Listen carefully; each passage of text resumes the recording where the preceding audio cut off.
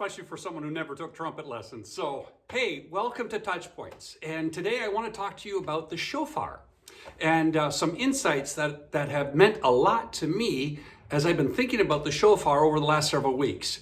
You see, a few weeks ago at Holland Heights, I was teaching on a message about the Battle of Jericho, and it led me on a word study of the word shofar. And I found in my study, and I like to share it with you, kind of a paradigm, especially about the first 3 times the word shofar is used in the text. Now, in the Hebrew, whenever you read the word trumpets, it could mean shofar, but it could also mean a trumpet of brass, a trumpet of silver, or a trumpet of gold. So translators are not that sensitive necessarily all the time to exactly what trumpet, the nature of the trumpet that they're blowing. So in the Hebrew, of course, you find the word shofar. And the first time you find the word shofar is at Sinai. And the first time you read about the blowing of the shofar is Exodus 19, as the people of God approach the mountain. And it blows at one time, and then Moses climbs the mountain, and then the shofar sounds like it continues to blow louder and louder and louder. And then we have Exodus 20. And Exodus 20, where God gives the 10 commandments, it's punctuated by the blowing of the shofar. For our purposes, I like to call that the Sinai shofar. And the shofar brackets, as you were, the 10 commandments, which is a call to obedience. Call to obedience. The second time you read about the shofar in the text is in the book of Leviticus. Leviticus 25. And there, in Leviticus, the discussion of the shofar has everything to do with the Day of Atonement. And there it tells us that on the 10th day of the 7th month, Yom Kippur, the blowing of the shofar. I like to call this the Levitical shofar, the shofar of atonement, where everything is made right. Everything is as it ought to be. I like to call that the shofar of accomplishment. The third time, the next time in the text you read about the shofar, it's at the Battle of Jericho. Now, the Battle of Jericho, I think, has been relegated to the Sunday school curriculum, and it belongs there, but it belongs in adult curriculum as well. Because the Battle of Jericho is like no other battle before, and quite frankly, no other battle since, certainly in the Hebrew text. The Battle of Jericho is a situation where God calls Joshua, and Joshua is to inform the people of how they are to approach Jericho. Up until now, in my reading of the text, all the battles have been battles of the plain. They've met Shihon and Og in the plain. They've never taken a city.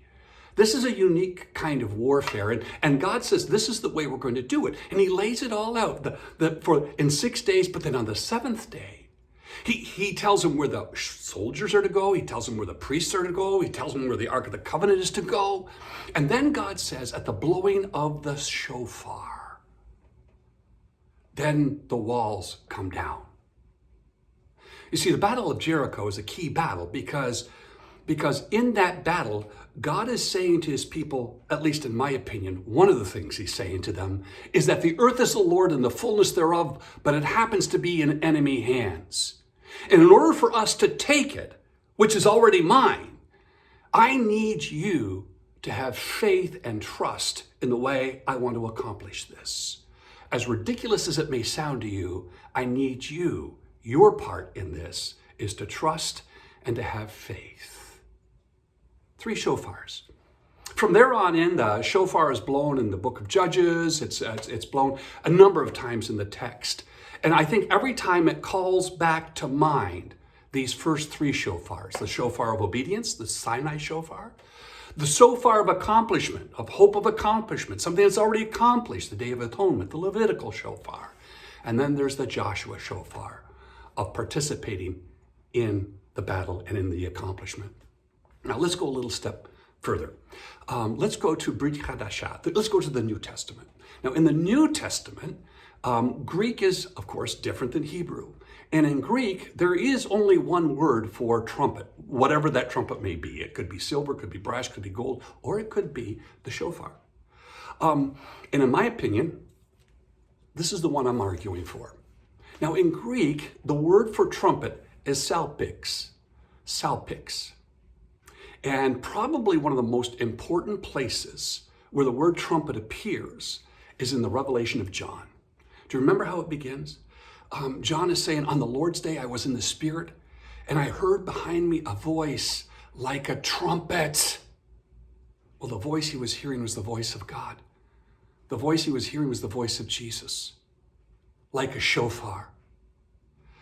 And if that's the case, then it makes 1 Corinthians 15 even richer. Remember, that's where Paul tells us that in a flash, in a twinkling of an eye, at the last shofar, for the shofar will sound and the dead will be raised imperishable and will all be changed. If there's merit to that the voice of the shofar is really the voice of Jesus, it's another picture of the voice of Jesus, then it is Jesus as the shofar of God who calls us to obedience by saying, if you love me, you'll obey my commandments. Paul would summarize it as all the law summarized in this: love your neighbor as yourself.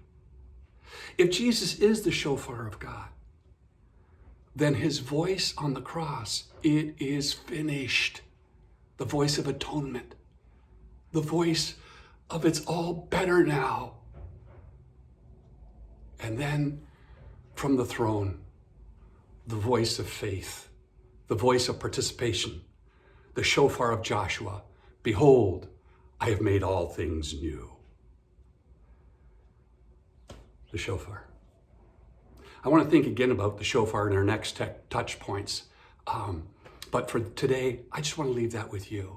Because right now, we have heard the shofar of obedience, the call to obedience. We have received on Calvary the shofar of accomplishment, of atonement.